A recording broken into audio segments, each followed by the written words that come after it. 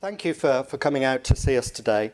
What we want to try and do in this presentation today is talk about some of the findings, but I really don't want to spend all of your time today just listening to me droning on about statistics and surveys and all of that kind of stuff. I will do a bit of that, so you have to bear with me.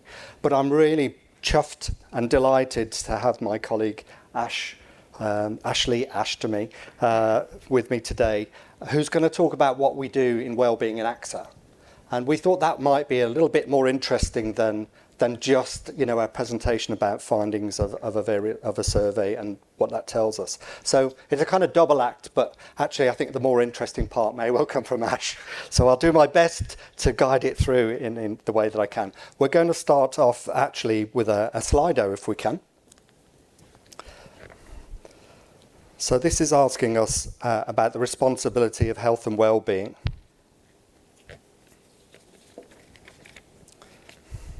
So we want to see where that responsibility lies. Is that with state or employers?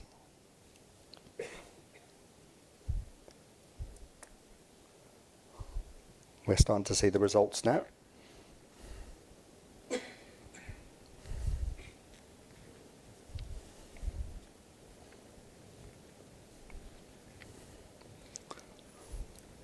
Creeping up.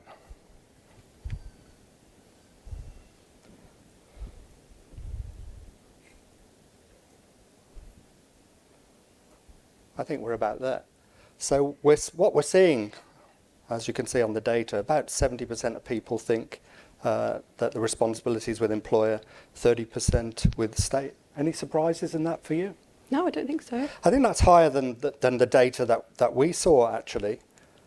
If we can go back to the slides. So in the research from REBA, the insight suggested that actually employers were about 51% of employers were seeing this influence happening for them. So, in the room, it's actually much higher than that. We know about the challenges, for example, to health with state health waiting times increasing and all of those sort of things. We know also about the waiting lists for mental health services. We've also seen that shift in occupational health services towards employers. And so we expect to see this shift happening over the next couple of years. We also know from our own insight, from our Mind Health Index report, that employers' expectations are changing and they're expecting more for their employers, and actually that's encouraging people to stay in the workplace. So they see employers as being better when they have better well-being, including physical and mental well-being. There's definitely this shift starting to happen on both sides, and I think that's going to be a challenge for all of us in the future. We also know that young workers, about 2/3 of young workers are experiencing, from our own data as well, moderate or severe symptoms of stress, and we know that managers are really having a tough time. About 1/3 of managers experiencing extremely severe symptoms, which include depression and anxiety. So, the workplace is changing a lot. Our Mind Health study also showed that employees are 3 times more likely to stay with an employer where they feel supported. So the strategies and the things that we do are becoming really important. So those challenges are something we're all going to have to meet in the future, and we're going to have to work hard towards that. We also need to think further about maybe for tax incentives or meeting the demands overall. And that's going to have an impact upon us all in the HR community, seeing that shift in responsibility, having to move well-being responsibility, I think overall, and moving from a child and parent responsibility into much more employee-based responsibility. And also support employees in work and out of work, I think is going to be an outcome of that. We're going to need to work hard to influence those health behaviours and well-being behaviours overall that extend beyond the workplace. And that, I think, is a real interesting challenge. And how we add things like risk prevention to all of those things. And we're looking at how to address those. I think reactive care and beginning to move that really towards the employee taking that responsibility rather than being reactive. But what does that mean for us? It's not just a combination of benefits, because a workforce is not one single homogenous group. So the challenge is to address all the needs of all of the different groups in your workforce. So listing those groups, I think, is going to be really important.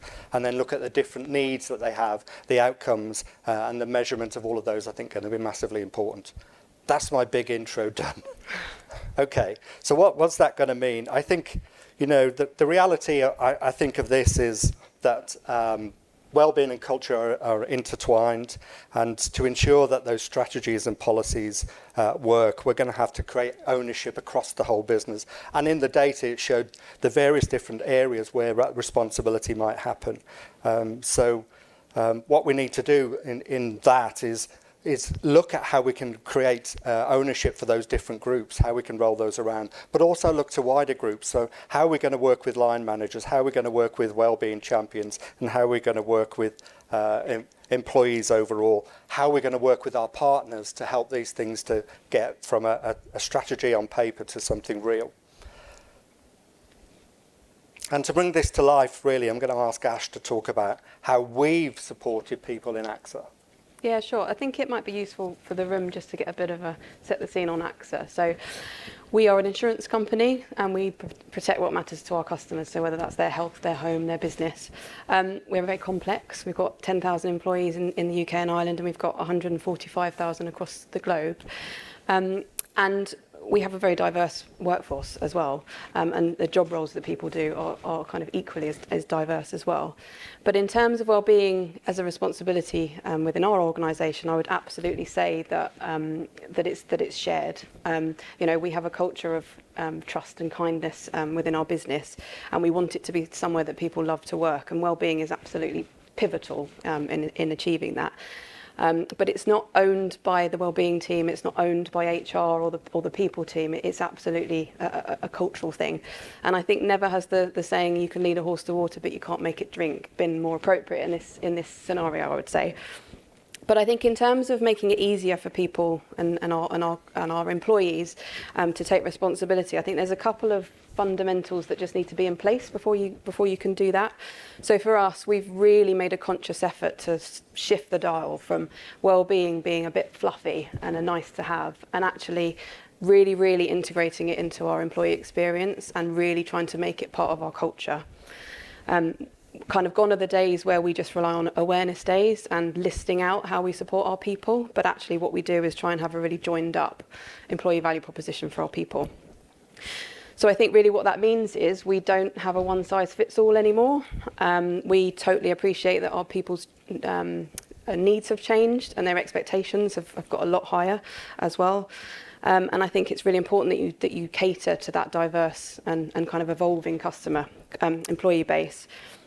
We've also worked really hard, we're not finished yet, but we worked really hard to make our proposition much easier and simpler to understand, because that's one of the things that's really important.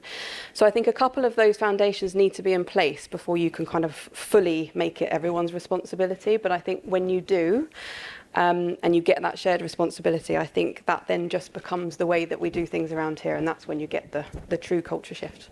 Great, thanks Ash. And when we think about the strategy, it has to be brought to life. It isn't just a paper object or something that you see on paper. Getting it from the paper to delivery to actually ownership is the real challenge that we're going to face. So we need to, as I said earlier, we need to address the needs of different groups, and that's one of the things that we need to think about. We also need to think about how that aligns with what we are as the business, and how we're going to measure that success. What the measurements are we going to have? How are we going to measure those? And what the outcomes are going to look like? And we'll talk more about those in a short while. And think about the strategy really, and when you deliver the strategy part, when you're delivering wellbeing, is it going to be something that's passive? And I hope that it isn't. Is it going to be much more active, where you're doing much more work to deliver it? And then how are you going to think about embedding it into an organisation? And there are certainly ways that we found to do that working with other organisations as well. We also need to think about how we can empower various different employees to bring all of themselves to work. And I think this is probably one of the more interesting parts of, I guess, who we are as AXA and what we do. I think, leadership is really important part of delivering these strategies, and it's important that we do. We know that our insights believe, as I said earlier, when people feel cared for, that they're going to stay with an organisation. But our study also showed that people are more than twice as likely to flourish in an organisation. So doing good things in wellbeing can really help people, and creating a great place to work is really important too. And so the reasons that we found that people leave work is toxic workplace culture and things like work-life balance. But I think the very foundation of wellbeing actually sits in the environment, creating a safe environment at work that we will come to. And I don't mean health and safety, I mean something beyond that. So leaders need to lead and set the cultural tone, and we work hard on that, I think. We do. It's something that we do. So it's about culture, and culture is about, I think as Ash was just saying, the way we do things around here. And we know that organisations with strong cultures, they can change easier, and they outperform organisations that don't have strong cultures. So working on the culture is really important, and leaders are really essential in that. Kindness, that's an interesting aspect, isn't it? That again is cultural. It's not about random acts of kindness, it's about how you do things. So it's not teaching people to be kind. That's something very different, I think. But it's about things like respecting others. It's about kindness not being seen as any kind of weakness or softness within people, but a softness from the heart. It's about forgiving others and forgiving yourself for things like errors and mistakes. It's about sharing knowledge and experience. And I think that's a really important part of the cultural part of our business. Acceptance is something that's really, I think, interesting as well. Acceptance understands that not everything is easy. It's very easy to think that life is the way it is. But if we accept that things are going to be difficult, then that we can work with that in a very different kind of way. So acceptance comes from that different place, and permissions is really about allowing us to be who we are, to be the person that we want to be. So these are all contributing to bringing that important part of ourself to work.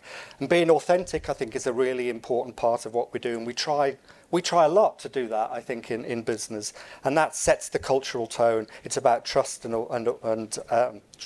confidence, but it's also linked to being real, to understanding our imperfections and flaws, to being sincere about things, to living the values and behaving with integrity.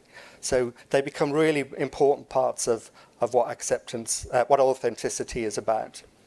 And the other part is really thinking about psychological safety. Psychological safety, we've probably heard, we've all heard of it in many different aspects, but it tends to be associated with mental health. The psychologically safe place to work. And actually it can apply to well-being and should apply to well-being in exactly the same way. Its roots go back to Carl Rogers in the 1950s, and he talked about belongingness, belonging at work, a place where you weren't judged, and external evaluation was absent.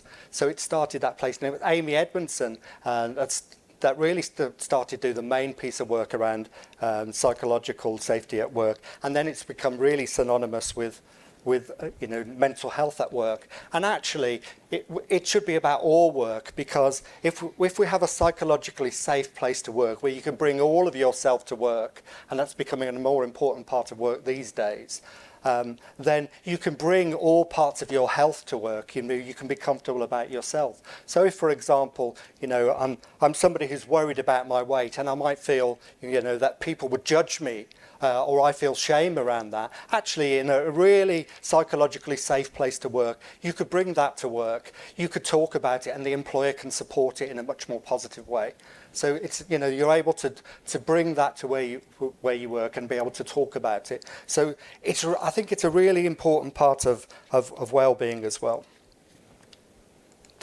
Now, to bring that to life, I'm going to ask Ash to talk about some of the things that we do. Thanks, Eugene. So I think we'll start with authenticity from the top. Eugene's mentioned that already, but I think we can't underestimate the power of authenticity from the top. I think that when you see your leadership walking the talk in a genuine way, actually that can have a profound impact on your people's general empowerment. And I think with AXA, we are really fortunate that we have real advocacy at the top of the business and real buy-in from our leadership. So that's a really positive thing for us. In terms of kind of broader advocacy programs, I think these groups play an equally important role within the business. So not only from a kind of drum banging point of view, but also just to help us to focus on those differing needs that I spoke about earlier. I think if someone feels isolated and they feel like no one really understands what they're going through, then that can be really detrimental on their well-being and how they feel about work and home. But I think when someone feels part of something, they get that real sense of connection and belonging. And also, I think those groups of people play such a pivotal role, well, they certainly do for us, in benefit creation and policy creation as well, because you've got that employee voice in there kind of challenging your thinking, which is just so important. From a manager capability point of view, this is really interesting. I could talk about this one all day. But I think, as Eugene mentioned, in the Mind Health report, it was reported that managers are 2 times more likely to reach burnout than non-managers. And I think that kind of speaks for itself in terms of a stat. And this is at a time when we really are expecting more and more from our managers. So I think from an AXA point of view, we really pride ourselves on being data and insight driven. And one of the examples of this is we want to be close to our manager population. So we want to know what their challenges are. So to do that, we took them all off site and we heard from them and we talked to them and we found out what their challenges were.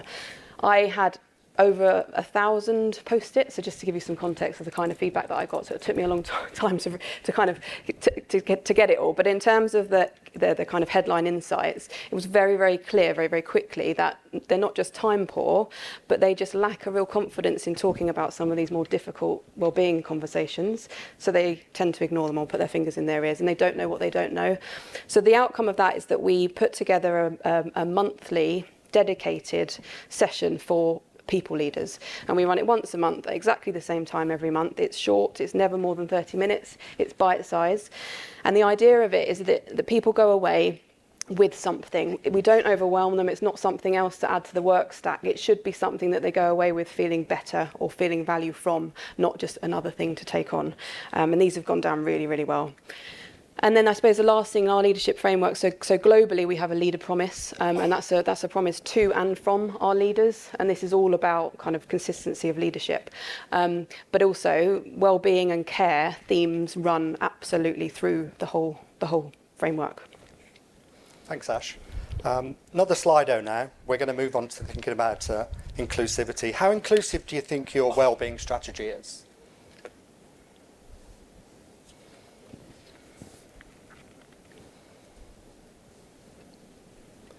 Results are coming in.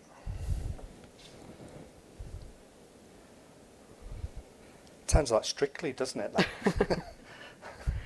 Just take the time.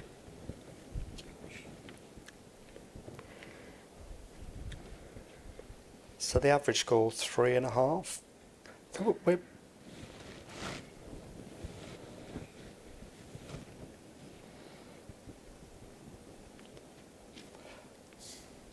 sort of settling down there now. So it's good to see that not many people are down at the not inclusive end. We're up to the kind of the middle and not towards the fully inclusive.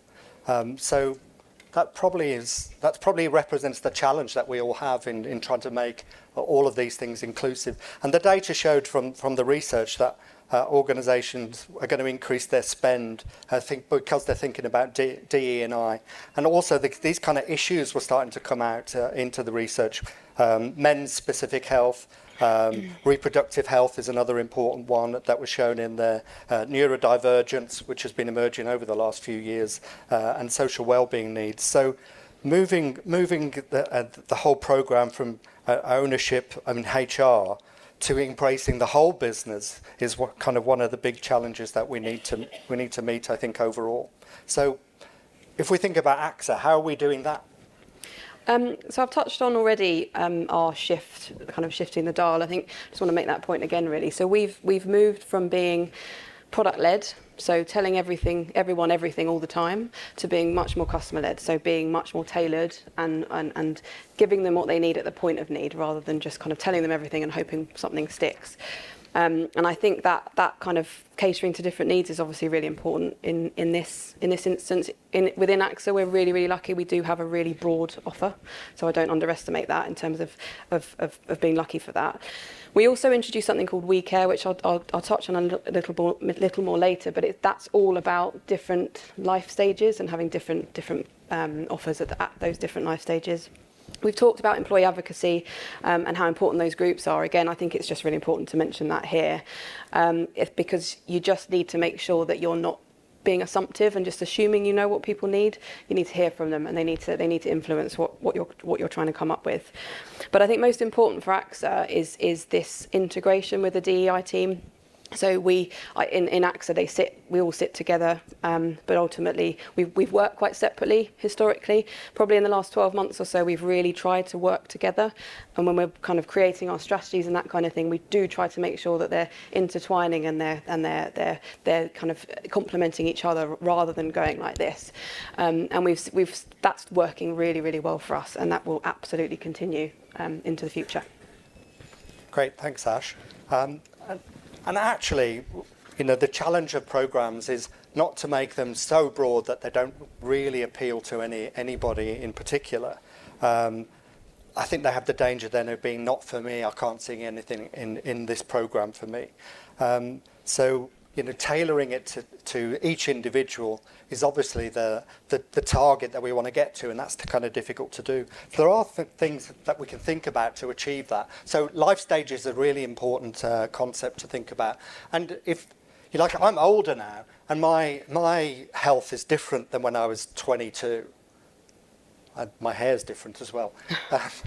And I didn't have this moustache, I had a very different moustache. But, as I've moved through my life, my health has changed in different ways, and my needs, kind of in well-being are very different. And if we think about our employee workforce overall, they're all at different stages in their life. And so it's making programs that are going to appeal to people at their different stages in their life. So life stages can be a really important part. As Ash was talking about earlier, affinity groups are really important. To listen to them. What are the needs of those particular groups, and how can you connect with them?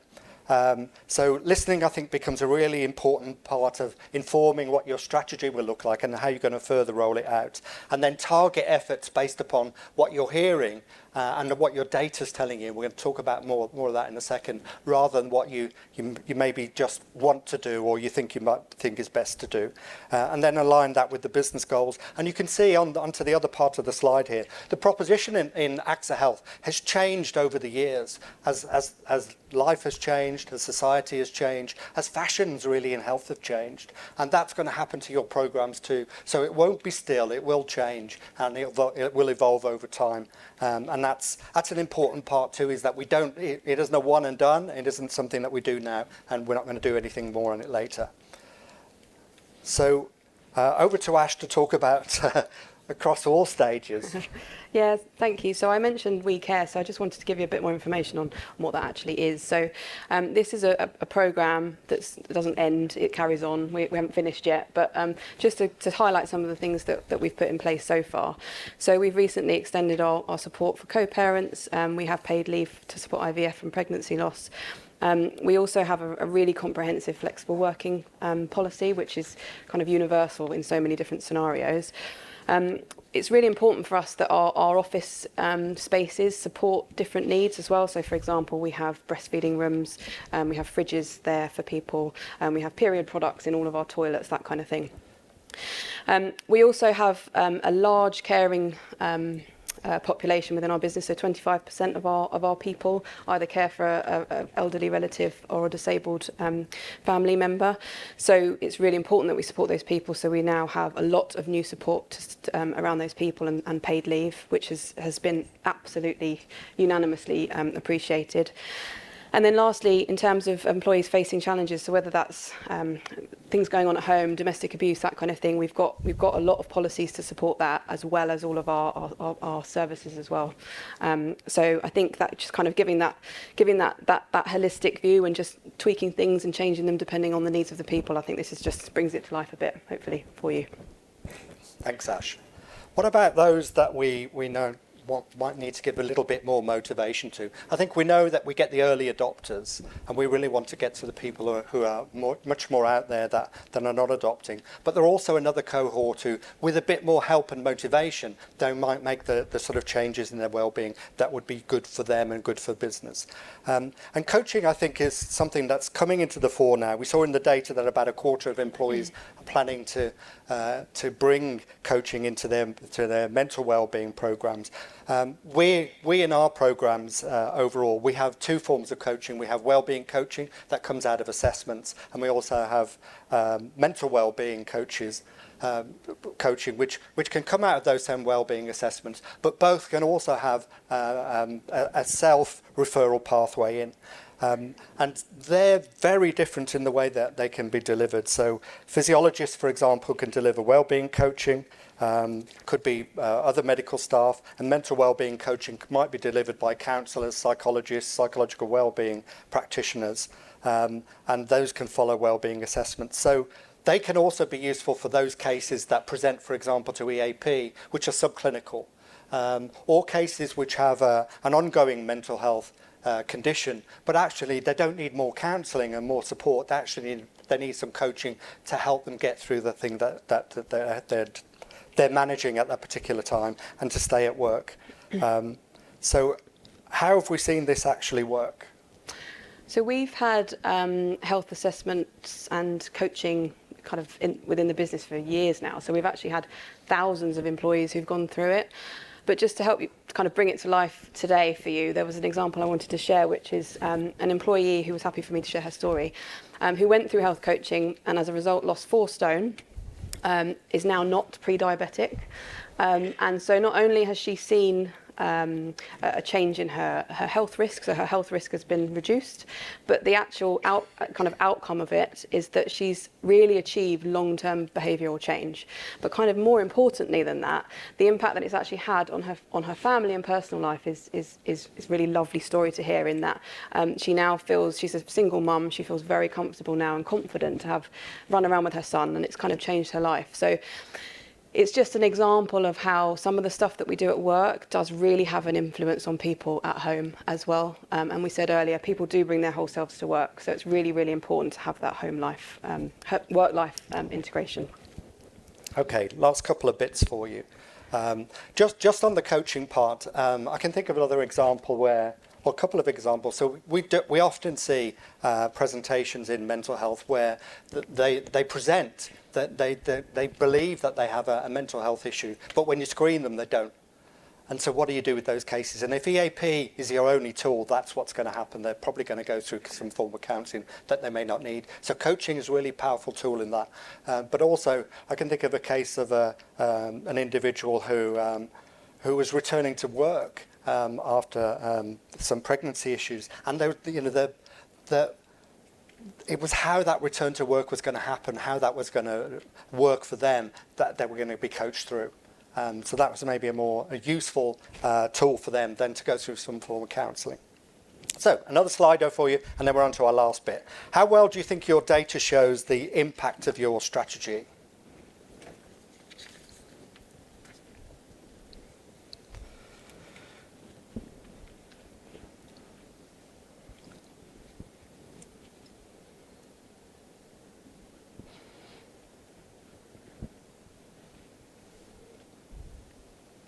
Interesting set of results as they're coming in. So towards the lower end, aren't they? Yeah.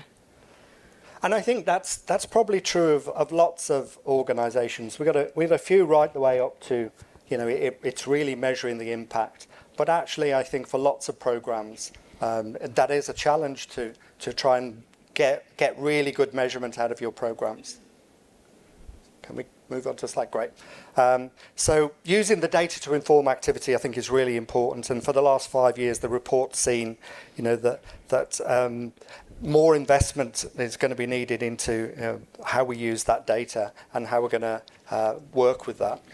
The number of employees using data to predict future insurance risk is still low. We know that, less than a third, but employees have plans to address that, and it gives them an opportunity to be more proactive in predicting future insurance costs potentially. The benefits of wellbeing programs for future cost. I think that's an important thing is also. The truth is that we're dealing with complex data, aren't we? It's not static, and it often contains protective characteristics which we need to be careful about. And therefore it's important that we're strategic about it. Within our own business, where we work really hard on that data, but I'll say we're not perfect on that either. Absolutely not. I was thinking when that was going through, where would we score ourselves? And I'm not exactly sure that where I would put us. We probably wouldn't be at 5 at this point in time. So think about those kind of steps into those 5 steps to success. Think about what you're going to measure. You can't change what you can't measure. And think about how you're going to tackle those barriers to getting good data. You've got to get enough participation to get data, because if you don't achieve that, then think about those barriers to getting participation. And if you don't get enough data, you're not going to have enough to measure. And then we also need to think about how you might to upskill people or work with partners to get the useful data and understand how to leverage it. Are we on the last one? I've got one more thing to ask. So I'm going to do some questions for Ash now, actually, before we get to your questions. I hope that's been useful to you, I think, at this point in time. I just wanted to say before I ask Ash the couple of questions that I've got, is we often see measures in participation rates, engagement rates, but we don't see impact measurement. And impact is the long-term measurement of how people would use a wellbeing program. So, a change in somebody's BMI, for example, they may change their entire life. They may change their mood, they may change their personality, they may change how they see themselves, and those are much more complicated things to measure. So impact is a very different thing to measuring just outcomes. But what have we found that works well in our programs overall? So I think, sorry to repeat the point, but I think really genuinely being data and insight driven. I think also just realising, and it was challenging, but a great outcome, is realising that you can't boil the ocean, and that's actually okay. And that once you actually are quite strict with focusing on the areas that you want to focus on, actually is a really good place to get to. I think I've spoken already about kind of hardwiring into the end-to-end employee experience, and when I say that, I mean kind of from candidate stage right through to leaver and everything in between, because I really think without that you just can't get that cut through, and you can't get that way we do things around here culture. Excuse me. Before I ask you my next question, there's a really good one that somebody had asked. What's in our monthly people leader sessions? What do we include? Gosh, so we've had, we launched them last year, so we've had 12 so far, and we've had such a range of topics, and we don't shy away from them either. So we've tackled suicide, we've tackled pregnancy loss. We try to be brave and move forward on some of the things that are important to our people. So we've had such a range so far, and so far we've been very driven by what they want. So we've been asking them what's important to them, and we've kind of prioritised them that way. So it's been a bit of a shopping list of things, but I'm certainly not short of topic areas just yet. But I think the whole point of these is that they're short and they're bite-sized. So that would be one thing that I'd love to share with you, is if you have any intention of putting something similar in place in your businesses, make them snappy, make them short, and make them a good use of people's time, not something that they have to moan and groan about and try and find the time for. They work great. They're 30-minute sessions. It's 30 from open, and they finish always on time. They never run over, because we make that promise. And Ash has a challenge to try and get new subjects all the time. Getting 12 subjects in a year, varying ones, is quite a challenge. When we get to 24 and 36, we're going to cover a lot of ground in that time. But the managers love them, and I have people come to say to me, "We love that session." And you can't, we can't hit everybody with only one session. So some people like one session, some people like something else, and that's just the way it's going to work. But we make it broad-reaching. What have we found that's been challenging? Oh gosh. So probably a couple of things here, if I may. So data, which hopefully all of you will nod at. So unless there's a silver bullet that I'm not aware of, please share. I think it's really tricky, and I think that you just have to keep chipping away at it. We have a wellbeing dashboard. We've moved absolutely forward, but we haven't nailed it yet. And I think that we need to, and hopefully you'll all agree with that. Real challenge. I think the other thing that's probably slightly more tactical is this kind of internal challenge with internal comms, in terms of trying to compete with the business on business and messages to the business. You're kind of sometimes competing with your own colleagues on but mine's more important. Well, no, mine's more important. You know, that kind of thing. You need to try to be as joined up as possible to get cut through. And I think that's also where the kind of third challenge is, which is these network groups are fabulous. We couldn't work without them. But the flip side of it is they do need to be managed, and actually they can help. They can add to that creation of noise to a certain degree. So we do have to make sure that that kind of passion and drive is managed in a way where they understand how it ladders back up to the strategy rather than it being a kind of passion project. And I say that with very much respect for those people, but we do need to make sure that we kind of manage those people. So I think sometimes landing messages can be really, really challenging. And also I think with those networks and groups and communities and that kind of thing, you just need to make sure that that you don't create cottage industries and silo thinking, because it can just add to the complexities of trying to land messages. Do you have any more Slido questions? Are we done? Thank you. Because they've gone off the screen.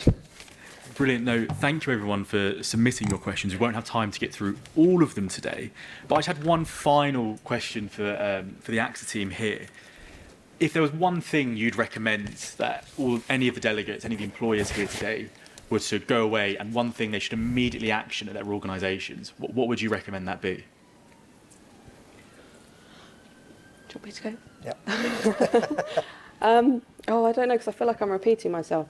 But I really do think just take a step back. I think often this role, obviously I don't know the roles of everyone in the room, but often it's a challenging role, and you're competing for resource, budget, and all sorts of things. And sometimes you can get a bit kind of involved with the day-to-day and just doing and just delivering.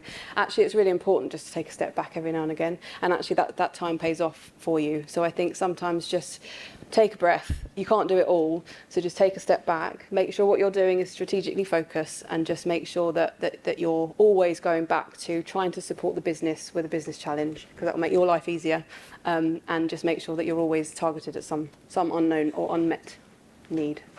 Yeah, I'd say be strategic. You know, I've seen a lot of wellbeing programs which are just throwing a lot of stuff out there and not strategically working through it and not focused on particular groups or individuals. So that's what. Just have a look straight away at what you're doing. And often I think you find if you've got too much stuff, it can be too much for people, and you lose engagement by having too much. So work your way up. Brilliant. Thank you very much. Unfortunately, that's all we've got time for today. If you do have any more questions you'd like to ask AXA Health, please do go and visit them at their stand 18, I believe. Yep, good memory. Stand 18, and they can talk you through how they can support yourselves and your organisations. But thank you very much, everyone, today. And enjoy the rest of the day. Enjoy the rest of your sessions. I believe you've got a little bit of time now before your next session. So do feel free to have a walk around, have a drink, have a snack, have a stretch. Thank you very much, everyone. Thanks, everyone.